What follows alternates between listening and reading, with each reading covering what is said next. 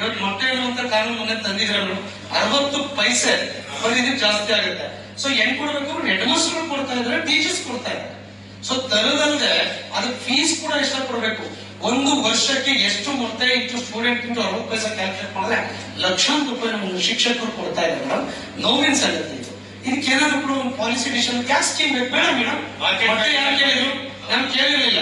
ತರದು ಮಾಡ್ಬೇಕು, ಇದು ಮಾಡ್ಬೇಕು, ದುಡ್ಡು ಕೊಡ್ಬೇಕು ಅಂದ್ರೆ ಇದು ವಾಸ್ತವವಾಗಿರುವಂತ ಅವೈಜ್ಞಾನಿಕವಾಗಿರುವಂತದ್ದು ಮೇಡಮ್. ಇದು ತಮ್ಮ ಗಮನದಲ್ಲಿರಲಿ. ಆಮೇಲೆ ಕೆಲವರಿಗೆಲ್ಲ ಕೂಡ PO ಡ್ಯೂಟಿ ಅಂತ ಟೀಚರ್ಸ್ ಆಗ್ತಾ ಇದ್ದಾರೆ ಮೇಡಮ್. ಅವ್ರು PO ಡ್ಯೂಟಿನಲ್ಲಿ ಮೇಡಮ್ 6,000 ರೂಪಾಯಿ ಕೊಡ್ತಾ ಇದ್ದಾರೆ ಮೇಡಮ್. ಮೇಡಮ್ ಅದೊಂದು FD ನಲ್ಲಿ ತಾವು ಕ್ಲಿಯರ್ ಮಾಡ್ಬೇಕು.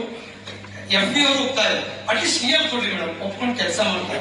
ಸುಪ್ರೀಂ ಕೋರ್ಟ್ ಆರ್ಡರ್ ಇದೆ, ಟೀಚರ್ಸ್ ಎಲೆಕ್ಷನ್ ಡ್ಯೂಟಿಗಳನ್ನ ಮಾಡಬಾರ್ದು, BO ಡ್ಯೂಟಿ ಅಂತ ಸುಪ್ರೀಂ ಕೋರ್ಟ್ ಆರ್ಡರ್ ಇದೆ. ಅವ್ರು ಟೀಚರ್ಸ್ ಮಾಡ್ಲಿಲ್ಲ ಅಂದ್ರೆ ನಿಮ್ಗೆ ಯಾವ್ದೇ ಇದ್ಯಾವ್ದು ಆಗದೇ ಇಲ್ಲ ಬಿಡಿ ಮೇಡಮ್. ಸರ್ವೆ ಇರ್ಬೋದು, ಇದ್ಯಾವ್ದು ಮಾಡೋದಕ್ಕೆ ಯಾರ ಕೈಲೂ ಸಾಧ್ಯ ಇಲ್ಲ, ಅವ್ರ ಕೈ ಮಾತ್ರ ಸಾಧ್ಯ ಇದೆ. ಸೊ ಅವ್ರ ಸೆನ್ಸಸ್ ಇರ್ಬೋದು. ಈ ಮೇಡಮ್ ಅವ್ರಿಗೆ ಒಂದು ಕೆಲಸ ಮಾಡೋದು, ಬಾಯ್ಕಾಟ್ ಮಾಡಿದ್ರೆ ಸರ್ಕಾರಿ ಸ್ಟೇಟಸ್ ಬರುತ್ತೆ. ದಯಮಾಡಿ ಮೇಡಮ್, ಒಂದು ದಯಮಾಡಿ ರೆನ್ಯುಮರೇಷನ್ ಕೊಟ್ಬಿಡಿ. 6,000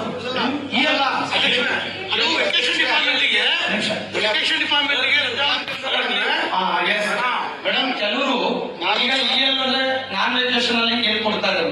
ವೆಕೇಶನ್ ಡಿಪಾರ್ಟ್ಮೆಂಟ್ ಗಳಿಗೆ ಏನಾದ್ರೆ ಅವ್ರಿಗೆ ರೆನ್ಯುಮರೇಷನ್ ಕೊಡ್ಬೇಕು ಮೇಡಮ್. ಏನೋ ರೆನ್ಯುಮರೇಷನ್ ಸ್ವಲ್ಪ ಜಾಸ್ತಿ ಮಾಡಿ ಅವ್ರಿಗೆ.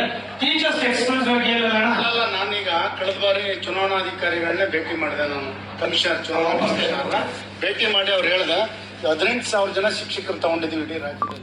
ಬಟ್ ನಂತರ ಕಡಿಮೆ ಮಾಡ್ಕೊಂಡು ಹೋಗ್ತೀವಿ, ಶಿಕ್ಷಕರು ಕಡಿಮೆ ಮಾಡ್ತೀವಿ, ಅಂಗನವಾಡಿಯವರು ಮತ್ತೆ ಇತರ ಲೋಕಲ್ ಅಲ್ಲಿ ಏನೇನು ತಗೋಬಹುದು ಅವ್ರನ್ನ ತಗೊಂಡು ನಾವು ಕಡಿಮೆ ಮಾಡ್ತೀವಿ, ಟೀಚಿಂಗ್ಗೆ ತೊಂದರೆ ಆಗ್ತದೆ ಅಂತ ಹೇಳಿದ್ರು ಮೇಡಮ್. ಈಗ ಅಟ್ಲೀಸ್ಟ್ ಹಿಂಗೆ ಎಲ್ಲ ಮಾಡೋರಲ್ಲ ಮೇಡಮ್.